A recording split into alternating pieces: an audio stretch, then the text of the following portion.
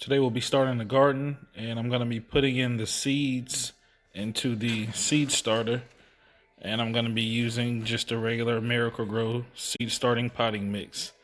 So let's go ahead and get it started. When you're doing any kind of gardening, you want to be as organized as possible. So I've already made all the labels for the seeds that I'm going to be putting in today. You can just as easy go and buy your own labels for the seeds that you're going to be planting. But what I did was just took some regular notebook paper and put some tape around it. This makes it where it's somewhat waterproof, and when it's attached to the cell, if it does get wet, it won't fade out, and I still can read it. So I'm going to grow 12 different types in this one tray. And instead of trying to fill each individual cell with the amount of soil I need, I just got a bowl, and I'm going to put the soil into the bowl, and I'm going to just grab from the bowl because it makes it easier that way. Because the soil is somewhat dry, it's still moist, but this also prevents me from having to top water as soon as I put the seeds in. I'm just going to add water into the soil here, and I don't want to super saturate it to where it's soggy, but I do want it to be wet enough to where all the water is absorbed in the soil. And I just take my hands and I'll mix it in there. I'll probably need to add a little bit more water, but I want it to have the consistency of, I don't know, kind of just damp soil, but not fully soaked. By doing this way, it also seems like there's less of a mess too. And if you're doing this inside, which is what I'm doing, then you don't want to have a bunch of dirt everywhere that you're going to have to clean up later. Okay, now I'm just going to start filling up the cells. I'll loosely fill them. I don't want to pack the soil down into it because I want to just see, I just kind of want to loosely fill it up before I do anything. And once I get to where I'm going to start putting my seeds in, I'll probably pack it down a little bit with my finger and then put some soil over the top of the seed. Now that I have all my cells filled, what I'm going to do is I'm just going to lightly go in, and I'm going to make like a little hole. I'd say about a quarter of an inch deep in each single cell.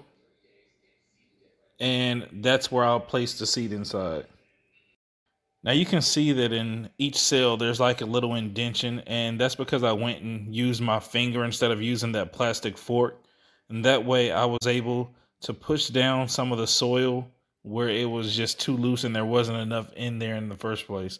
So now I'll go ahead and start putting my seeds in, and I'll go ahead and put the labels in also with each seed that I'm putting in. That way I can stay on one single thing at a time. So I'll plant one entire row of seeds and I'll put that label, and I'll just repeat that process for every single plant that I'm going to plant. Just like I said, I did one whole row and I did the label. And so I'm going to, even that there's so many, and I ended up dropping a few more seeds in a cell than I wanted to, it doesn't really matter because I'm going to keep the strongest plant, and some may not germinate in the first place. I have all of the seeds in the soil and everything is labeled. So now I'm just going to get some more of that soil that I mixed up and just put it over the top. I've got all the seeds covered up now, and I'll go ahead and pack a little bit of soil on top. And another good thing of doing it the way I did it by watering that soil is I don't have to top water it now and have those seeds just float around because of the water being poured on top. This soil is moist enough. When I put the cover on, it's going to retain a lot of that moisture. And when I do decide to water it, I'll just water it from underneath inside the tray. Another thing you also want to do is mark on the container when you actually put the seeds in.